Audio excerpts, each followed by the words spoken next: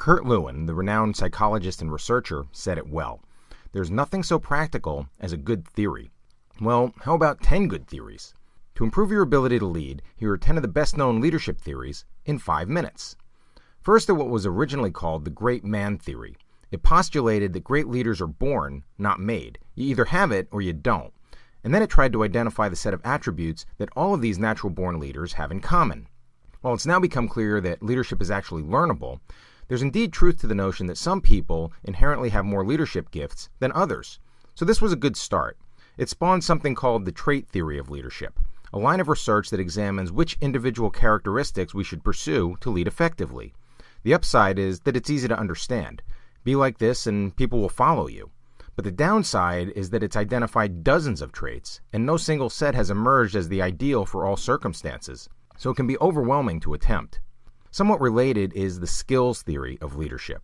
Just like trait theory, it tries to identify a set of key attributes, but in this case, practical skills rather than just general qualities of a leader. The bottom line on this one is, if you want people to follow you, you need technical skills in your field. That is, you need to be good at what you're doing so you have some credibility. You need people skills like persuasion and diplomacy and affability, and you need conceptual skills, the ability to see the big picture and to think strategically. Next, there's the theory that leadership style is the key to success. Styles like be autocratic and demanding, or be democratic and participative, or be laissez-faire and leave people alone. Probably the best-known style-based theory is called the managerial grid. Adopt a leadership style that's both people-friendly and uncompromising on performance. It's a solid foundation, but there's a bit more to leadership effectiveness. That's where these next couple theories came from. Situational leadership theory argues that there's no one-size-fits-all model. Certain traits and skills and styles fit better in one situation than another, so the leader must adapt. For example, coaching a high school boys team may imply a somewhat different approach than coaching high school girls.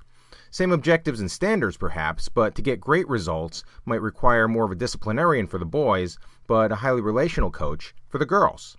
A closely connected idea is called the contingency theory of leadership. Whereas the situational leadership approach assumes that the situation is static and the leader should adapt to it, the contingency theory assumes that the leader's default style is also pretty much fixed. Maybe he's more task-oriented than people-oriented. So the trick is to fit the right leader to the situation.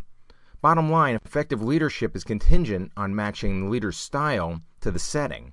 In the coaching example, it would mean to find and install the right coach, rather than hoping the current coach will adapt his or her style to the situation.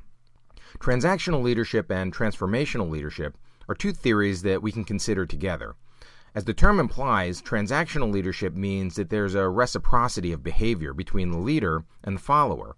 People will follow based on the incentives in place. So the leader's job is to find the right mix of rewards and punishments, and then closely monitor what's going on. The theory of transformational leadership, by contrast, says that leaders gain buy-in and commitment not so much from the quid pro quo approach as they do from encouraging their followers, caring for them, inspiring them toward a vision. In short, they get results by proactively transforming the environment and the relationships, cultivating followership, rather than paying for it or punishing non-compliance like the transactional leader does. Leader-member exchange theory is a bit like transactional theory because it suggests that leadership is basically about a fair exchange between the leader and the led. But it goes further to say that the exchange creates an in-group and an out-group with respect to the leader. And that, in turn, affects people's performance and willingness to stick around. In a way, it's just like being back in high school. There was the in crowd, and then there were the rest of us, and that can have some dysfunctional consequences. So the theory suggests that leaders may want to address their tendency to alienate people. And then there's servant leadership theory, which is kind of a blend between transformational and transactional leadership. Boiled down to its essentials, it says that if a leader makes a priority of identifying and meeting followers' needs, serving rather than being served, that leader creates an environment of trust and cooperation and reciprocal service, and ultimately, higher performance. It's been popularized in recent decades by many researchers, but it goes back a lot further than that. Much of Jesus' influence, for example, was and still is a result of compassion and service and sacrifice. People follow out of love and gratitude rather than out of compulsion or fear. Alright, that's 10 of the major theories in leadership, and there are important truths in each. The better you know them, the better you're likely to lead.